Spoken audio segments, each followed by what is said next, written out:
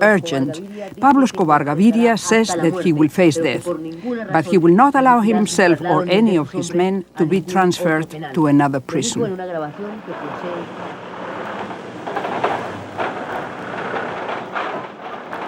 Soldiers surrounded the prison, but Escobar had bribed so many army officers that he simply walked out the back gate.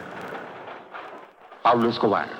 Recompensa 2.700 millones. Once again, Escobar and his gang were on the run. La suma de 100 millones total reserva. Thousands of soldiers and police combed the streets of Medellin. Over the next 17 months, they carried out 11,000 search warrants and mounted 4,000 roadblocks. No society lost as many policemen as ours did. Pablo Escobar put a price on every policeman's head. Officers were being gunned down on street corners simply for wearing the uniform. The security forces were not the only ones hunting for Pablo Escobar. There was also a death squad, funded by the Cali cartel. There was an organization that formed during the manhunt for Pablo Escobar. It was known locally as Los Pepes. And that stands for People Persecuted by Pablo Escobar. This group basically turned the table on Pablo Escobar. They used his tactics to combat him. And those tactics included them targeting his properties. Anything that they could find, fincas, ranches, whatever, they would target those and blow them up or burn them down. They targeted his attorneys at one point, and I think they killed 3 attorneys. Unfortunately, they killed an attorney's innocent son. Escobar had shown no mercy in carrying out threats against the families of his enemies. Now it was his turn to fear that his son, his daughter, his wife might become victims of Los Pepes. Inexorably, the search was closing in on him, constantly forcing him to change his appearance, to sleep in a different safe house every night.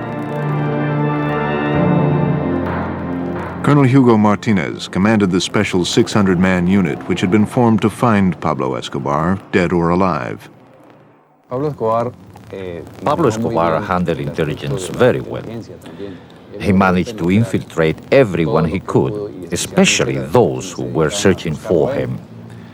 We would often hear phone calls warning him about one of our operations up to 2 hours ahead of time.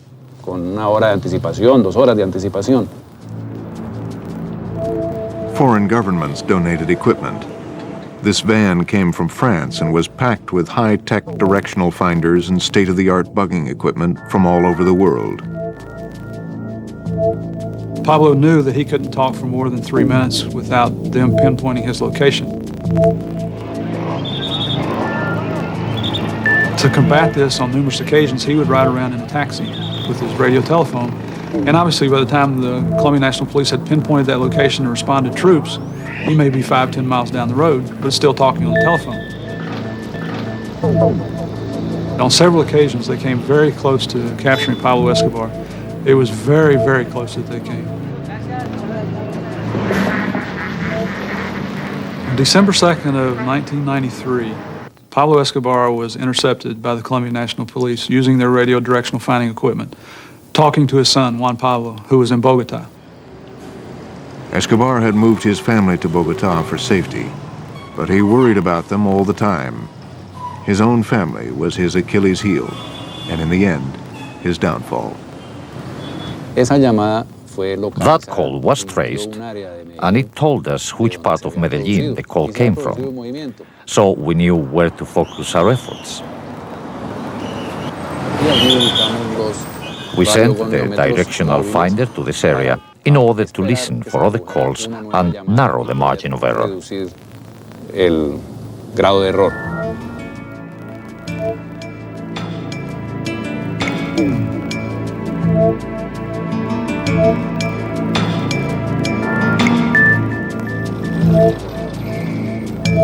For some reason, on December 2nd, Pablo was not in his taxi. He made the telephone call from a fixed location. He called Juan Pablo again and spoke for several minutes, much more in excess than 3 minutes.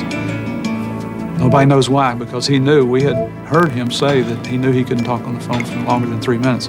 However, on this occasion he did, which allowed the police to exactly pinpoint a location, which was a row house. The lieutenant that pinpointed the location had the de-effing antenna in his hand, the mobile unit, and looked at the window where his indicator pointed to and saw Pablo with phone in hand peeking out the window. He had the telephone in his hand, and when he hung it up, the lieutenant could hear the click in his earpiece, and when we knew it was Pablo Escobar.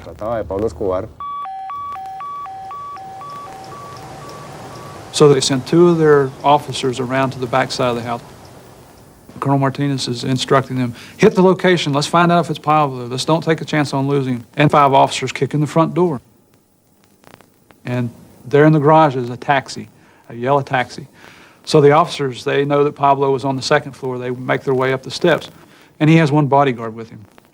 Shots are exchanged. 1 officer, as he was running up the steps, tripped and fell, which probably saved his life because Pablo shot at him at that exact moment. When Pablo gets to the 3rd level, he jumps out the window. He and the bodyguard are running across the roof of the adjacent row house. The bodyguard jumps off the roof. The 2 police officers engage him in a gun battle and shoot him dead. Pablo heard the gunshots and realized that he was in crossfire. So he's trying to return fire to the apartment he just escaped out over the row house. And he's also trying to return fire to the police officers on the ground. And they basically have him in a crossfire. And Pablo Escobar is killed on that rooftop.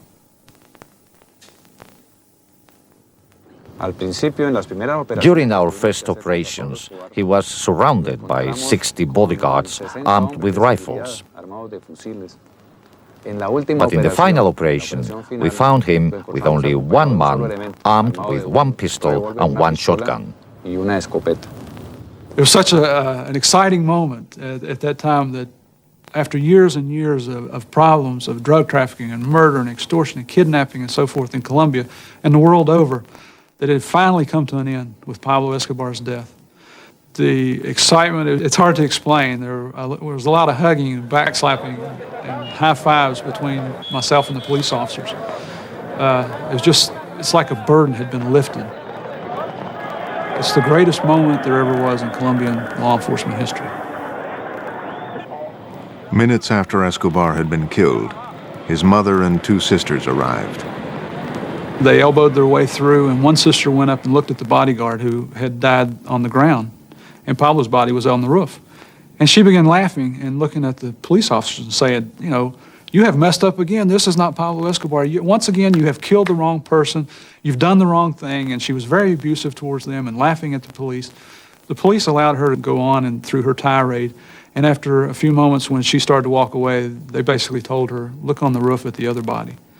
In which she climbed the ladder, and then she realized her brother was dead.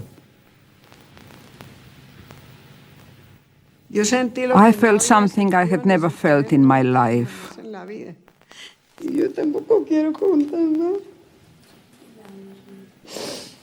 It was terrible. Since then, my soul has been destroyed because there will never be anyone like Pablo again.